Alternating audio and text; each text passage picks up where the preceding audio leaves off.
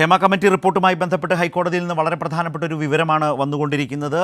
ഈ Hema committee report പൂർണ്ണ രൂപത്തിൽ ഇപ്പോൾ സർക്കാർ രൂപീകരിച്ചിട്ടുള്ള പ്രത്യേക അന്വേഷണ സംഘത്തിന് IPS ഉദ്യോഗസ്ഥർ അടങ്ങിയ പ്രത്യേക അന്വേഷണ സംഘത്തിന് കൈമാറാനാണ് കോടതി നിർദ്ദേശിച്ചിരിക്കുന്നത്. സാലി വിശദാംശങ്ങളുമായി ചേരുന്നു. സാലി, അങ്ങനെ കൈമാറാൻ ആവശ്യപ്പെട്ടിരിക്കുന്നു.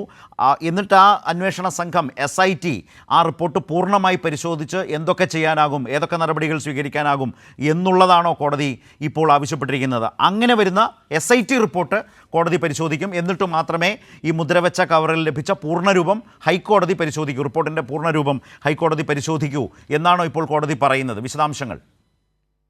തീർച്ചയായും പ്രത്യേക ബെഞ്ചാണ് ഇതിൽ വാദം കേട്ടത്.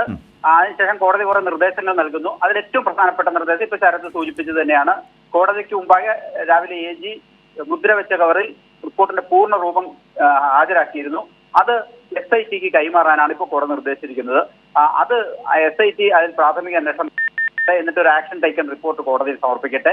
അതിനുശേഷം കോടതി തുടർ നടപടികളിലേക്ക് കടക്കാം. അതിനുശേഷം മാത്രമേ ഞങ്ങളുടെ കിട്ടിയിരിക്കുന്ന ഈ മുദ്രവെച്ച കവറിലുള്ളത് ഞങ്ങൾ പൊട്ടിക്കുന്നുള്ളൂ എന്നാണ് കോടതി ഓപ്പൺ കോർട്ടിൽ പറഞ്ഞത്. തുടക്കം മുതൽ തന്നെ ഇക്കാര്യത്തിൽ കോടതി വലിയ വിമർശനങ്ങൾ നടത്തി. അതായത് ഇതിന് ഒരു വൈകൽ ഉണ്ടായി എന്ന വിമർശനം കോടതി ജസ്റ്റിസ് ജയശങ്കരൻ നമ്പ്യാരും ജസ്റ്റിസ് CS സുധയും ഉന്നയിക്കുകയുണ്ടായി. കാരണം ഇത് സ്ത്രീകളെ ബാധിക്കുന്ന ഇഷ്യൂ ആണ്. ആ ഇഷ്യൂവിൽ ആക്ട് ചെയ്യുന്നതിൽ കാലതാമസം ഉണ്ടായില്ലേ എന്ന് അഡ്വക്കേറ്റ് ജനറലിനോട് കോടതി ചോദിച്ചു. അപ്പോൾ അഡ്വക്കേറ്റ് ജനറൽ അതിന് കൃത്യമായ വിശദീകരണം നൽകി. ഒന്ന്, ഈ റിപ്പോർട്ട് തയ്യാറാക്കിയ റിട്ടയർഡ് ജഡ്ജിയും ഈ റിപ്പോർട്ടിൽ മൊഴി നൽകിയ ആളുകളും തങ്ങളുടെ പേര് വിവരങ്ങളോ ഒന്നും റിവീൽ ചെയ്യരുത്, പുറത്തു പോകരുത് എന്ന് നിഷ്കർഷയോടുകൂടിയാണ് ഈ പരാതിക്കാർ മൊഴി നൽകിയിരിക്കുന്നത്. അക്കാര്യം തന്നെ ശരി സാലി, ഏതായാലും വലിയ ഒരു നിർണായകമായ ഇടപെടൽ ഹൈക്കോടതിയുടെ ഭാഗത്ത് നിന്നും ഉണ്ടായിരിക്കുന്നു.